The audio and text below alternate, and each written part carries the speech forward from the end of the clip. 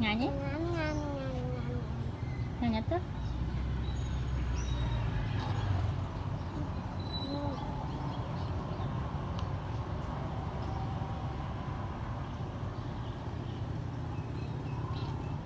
Lạ một ăn đấy.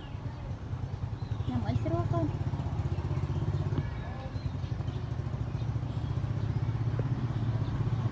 Anh thích mẹ chào.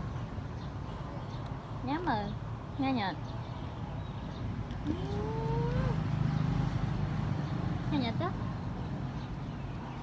Hả? Nhẹ bao bia. Nó ngay nhắm mà còn. Có bốc ở lại.